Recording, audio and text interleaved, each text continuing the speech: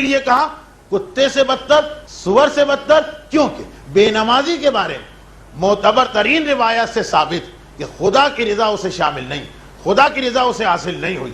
بے نمازی معصوم کی حدیث، اس معصوم کی جس کا لقب ہی صادق آل محمد، امام جعفر صادق علیہ الصلوۃ والسلام۔ دو حدیثیں ہیں، ایک حدیث تو میں نے اکثر پڑھی، آپ کو ذرا زحمت ہوگی لیکن نماز کی بات آ گئی، 2 منٹ کی حدیث۔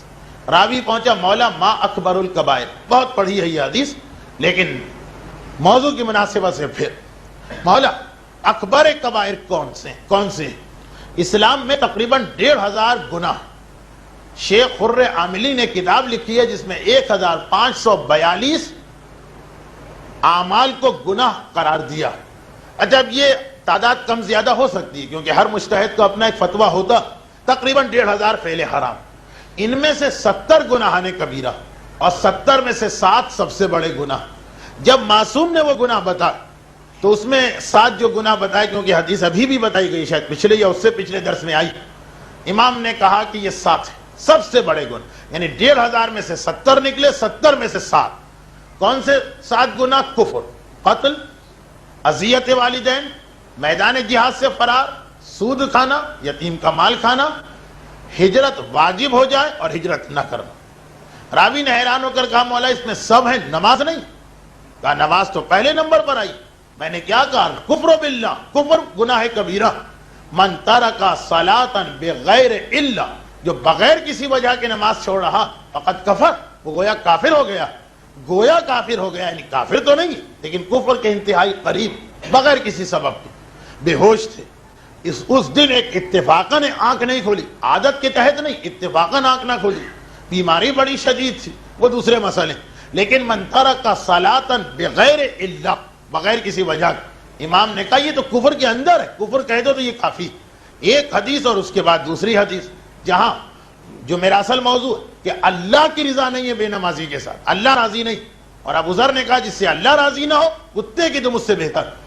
معصوم کی مشہور حدیث، فرمایا من ترک صلاۃ الصبح تبرأ منہ الایمان ومن ترک صلاۃ الظہر تبرأ منہ الملائکہ، تبرأت منہ الملائکہ ومن ترک صلاۃ العصر تبرأ منہ الانبیاء ومن ترک صلاۃ المغرب تبرأ منہ القرآن ومن ترک صلاۃ العشاء تبرأ منہ الرحمن۔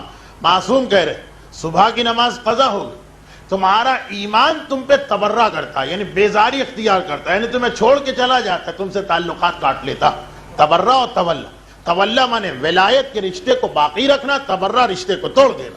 تبرہ منہ الایمان، ایمان کا تمہارا رشتہ ختم، اب تم ایمان تمہارے پاس نہیں، اپنے آپ کو مومن سمجھتے رہو، ایمان تم کو چھوڑ کے چلا گیا، ایمان ہی تمہارے پاس نہیں۔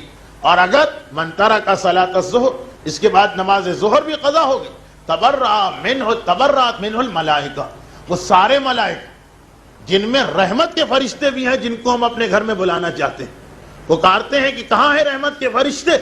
وہ ظہر کی نماز قضا ہوئی صبح کے بعد، انہوں نے بیزاری اختیار کی، اس سے کوئی تعلق ہی نہیں، اس کے بعد ہم کو آنا ہی نہیں، تو رحمت کے فرشتے جو ہمارے پرابلمز کو سالو کریں گے وہی چھوڑ کے چلے گئے۔ ومن ترک صلاۃ العصر، اگر نماز عصر کو قضا کی، انبیاء وہ تم سے بیزاری اختیار کر رہے، تم پہ تبرہ کر رہے ہیں۔ ومن ترک صلاۃ المغرب، ایک ایک جملے کی وضاحت ہو سکتی، وقت کی کمی کی وجہ سے موضوع طویل ہو جائے گا، صرف حدیث کے الفاظ۔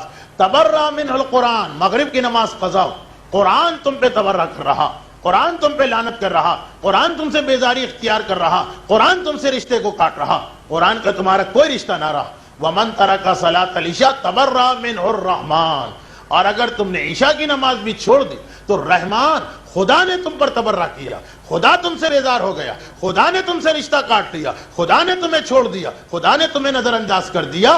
جب 5ویں جب نماز قضا ہوتی ہے دن کی، پروردگار عالم ہی بیزار ہو جاتا، وہی بیزاری اختیار کرتا، وہی تبرہ کرتا، یعنی جب خدا بیزار ہو گیا، رضا پروردگار ہمارے پاس نہ رہی، تو ابو ذر کا جملہ اب کتا تم سے بہتر، وہ